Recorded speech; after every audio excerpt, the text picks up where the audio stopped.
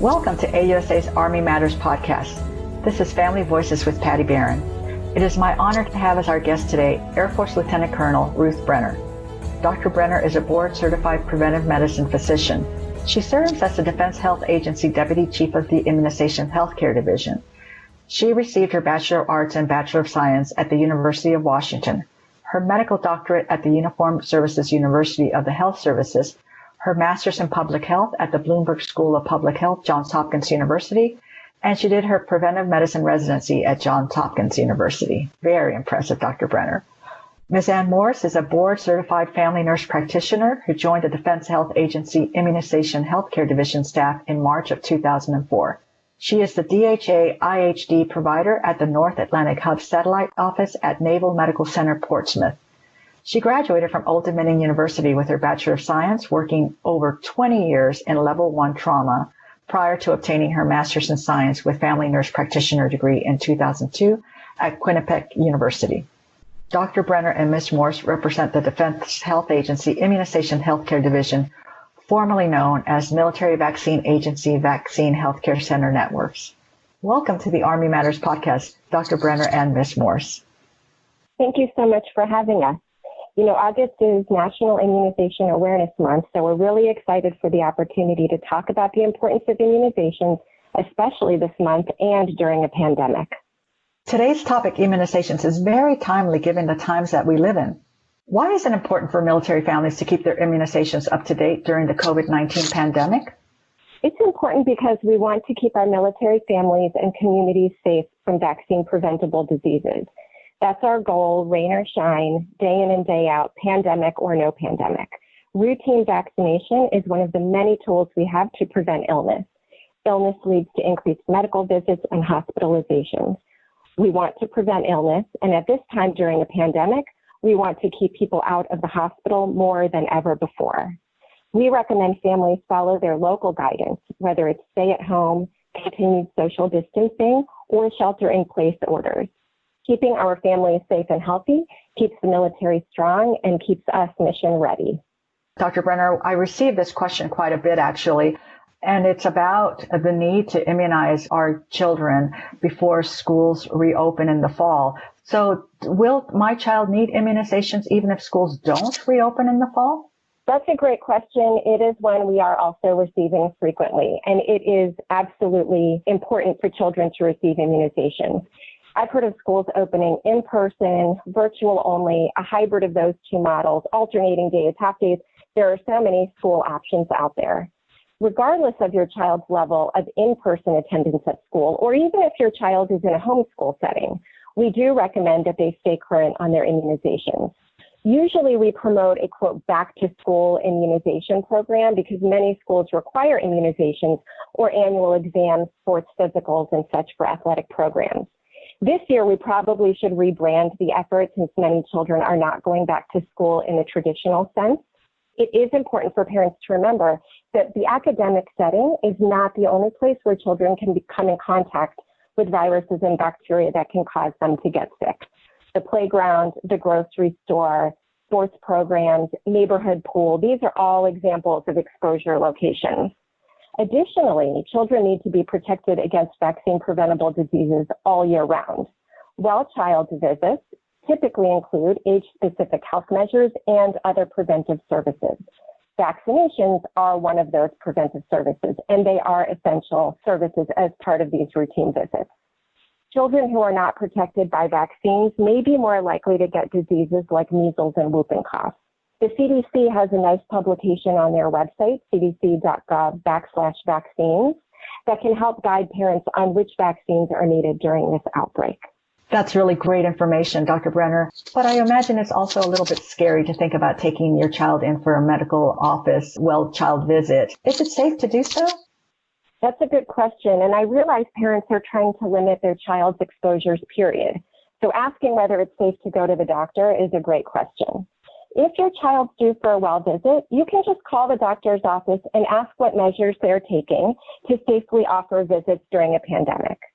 Many doctors' offices, this is both inside the military health system and our civilian partners, they are taking extra steps to ensure that well visits happen safely during the pandemic. Some examples I've heard of are clinics that schedule sick visits and well visits during different times of the day, with facility cleaning between the two, so that sick children and healthy children don't share the same space or pass by each other in the office. Some doctors are asking patients to remain outside until it's time for their appointment. This reduces the number of people in the waiting room. Most clinics are limiting and monitoring entry and exit points and installing barriers to limit physical contact among patients. In many places, those entry and exits are now through different doors so that patients don't pass each other face to face. This is another effort to reduce exposures.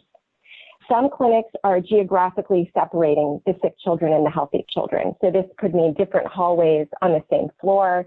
This could be different floors of a facility, could be different buildings.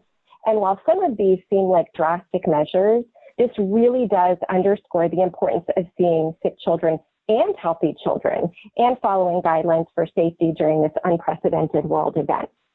I will say that at a very minimum, clinics are screening patients for COVID-19 symptoms before and during visits.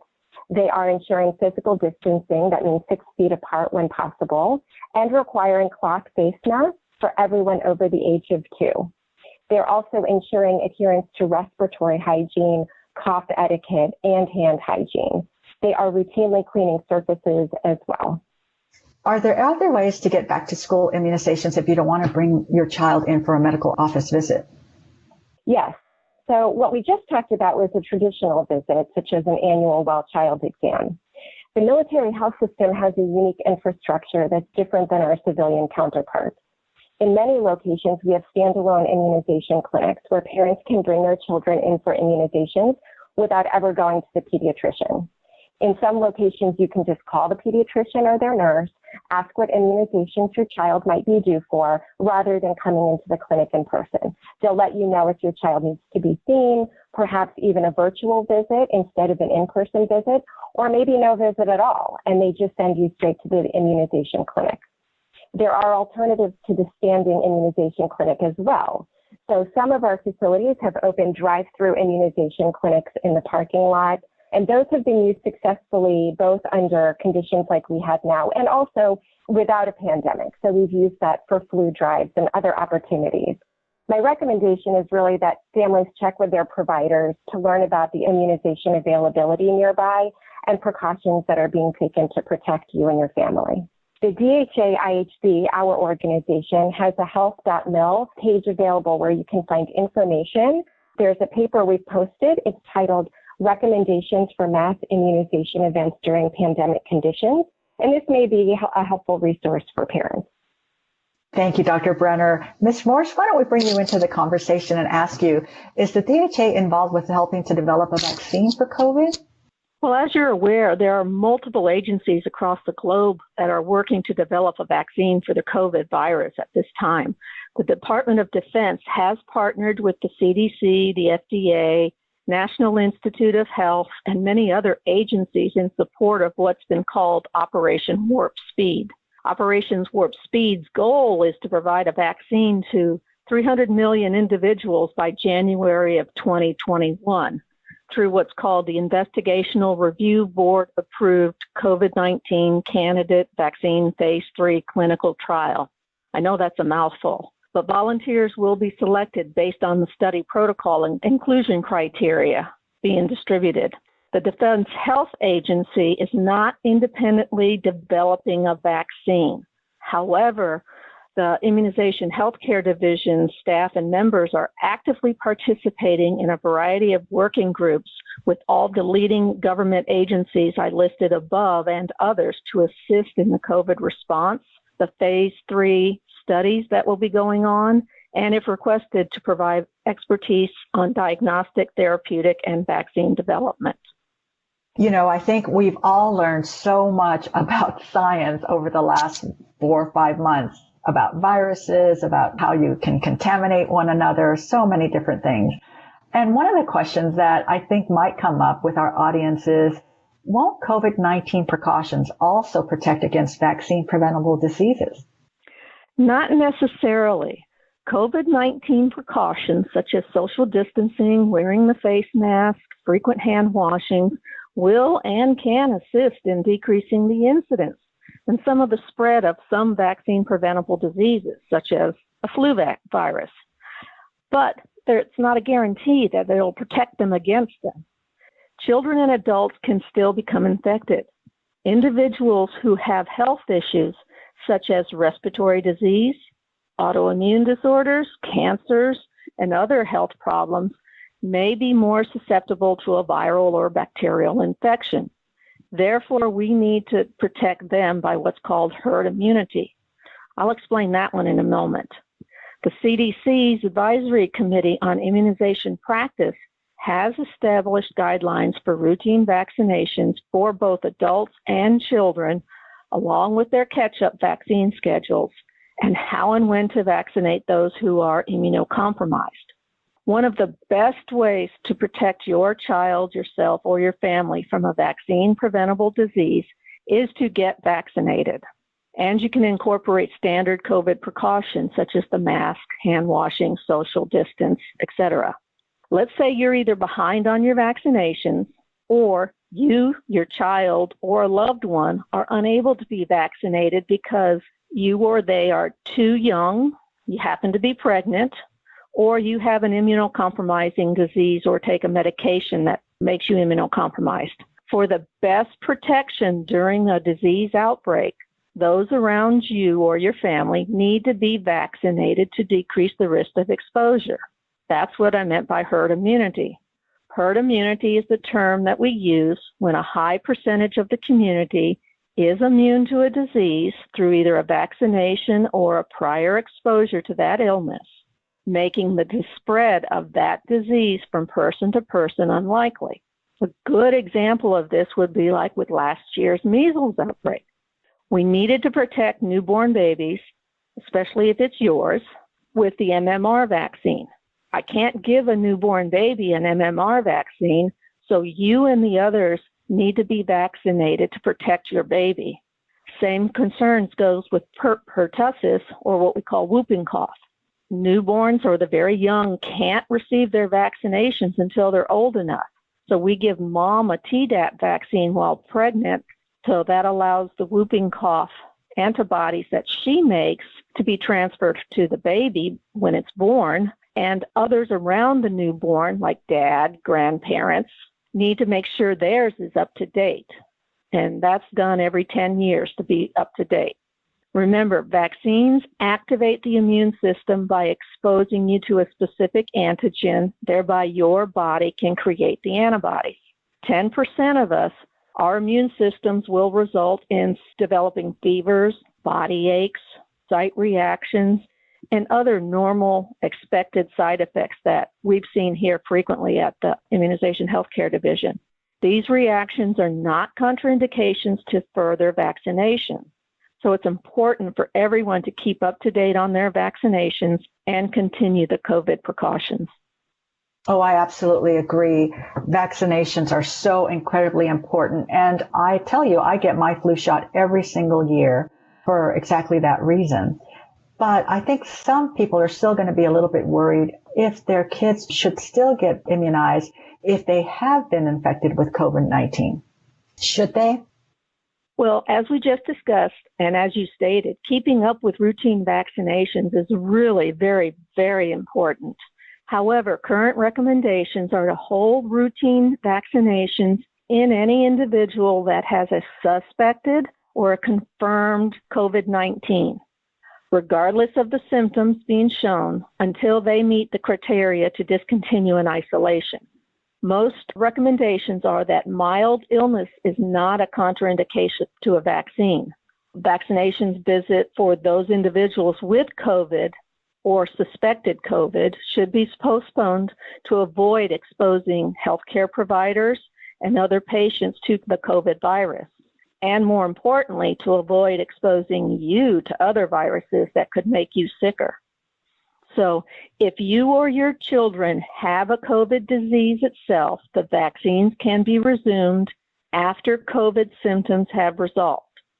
If there was an exposure, vaccines can be resumed after you've completed your 14-day self-quarantine. Your healthcare providers can assist you if you have any questions.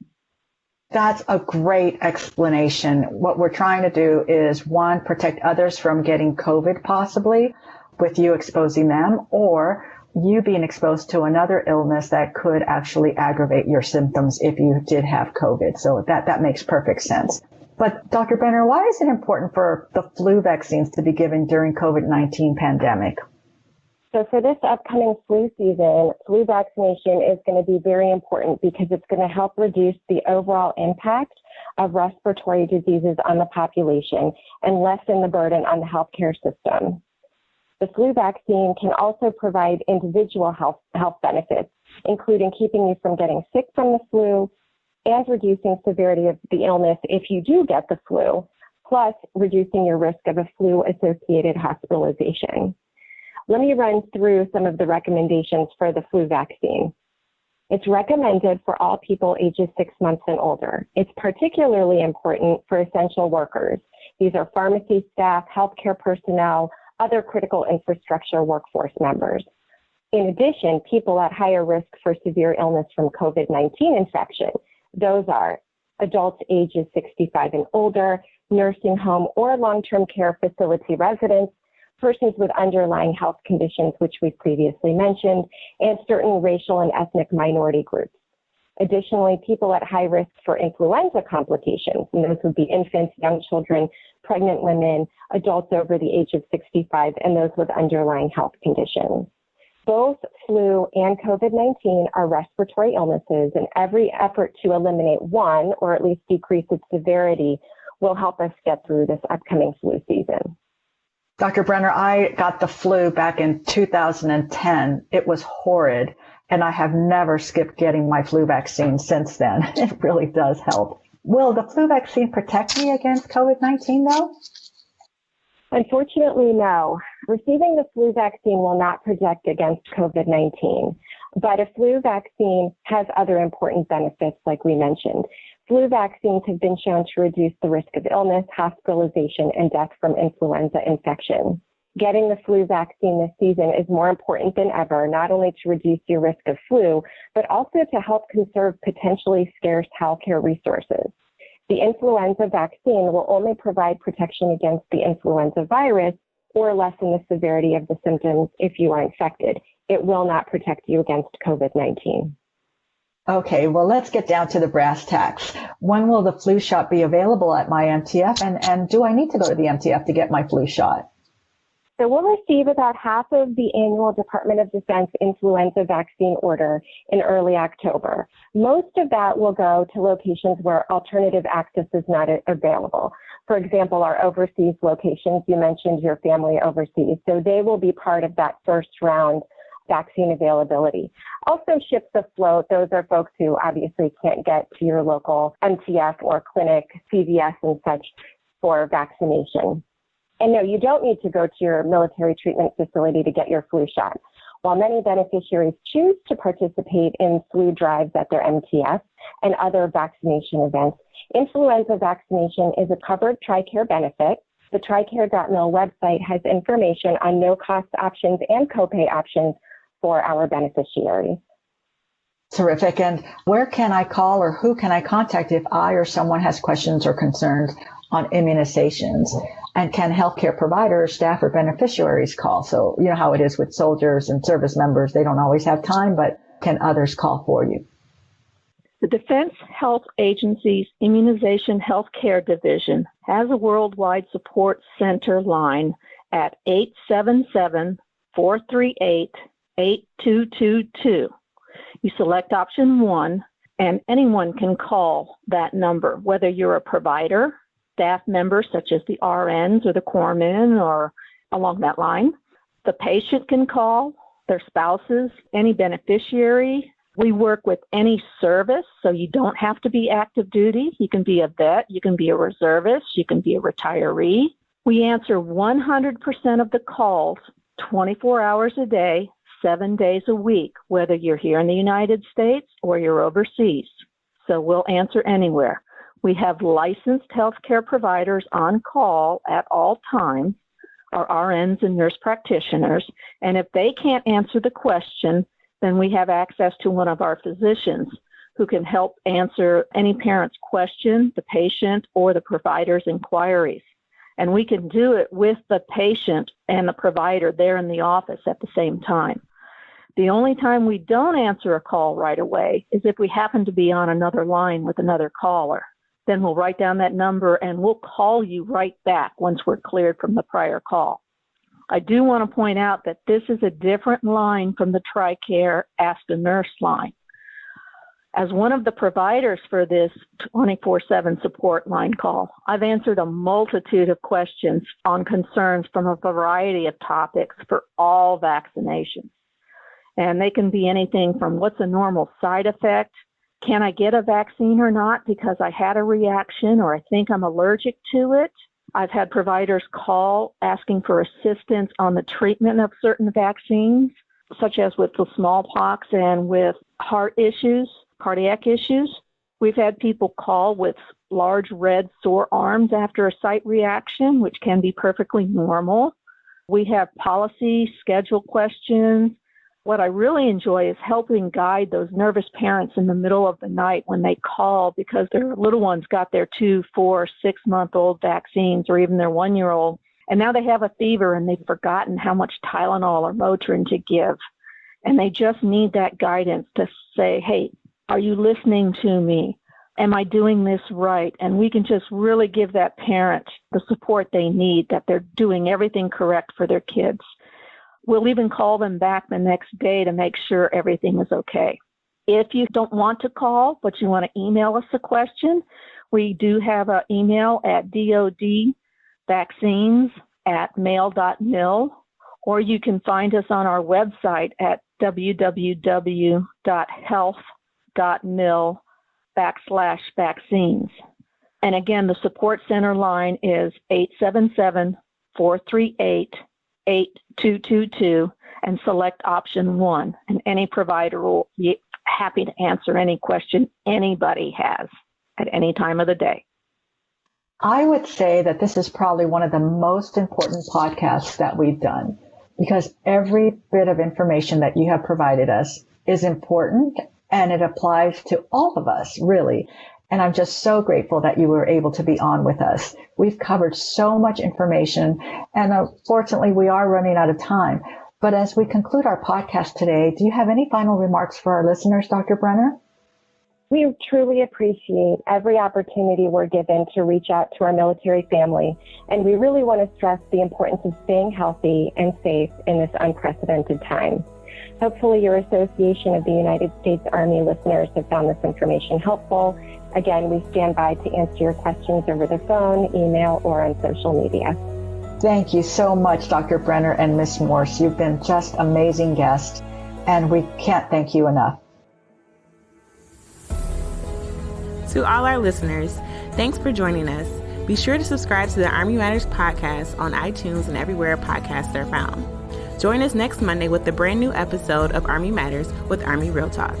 The Army Matters podcast series is brought to you by the Association of the United States Army, the U.S. Army's professional association, member-supported, Army-connected.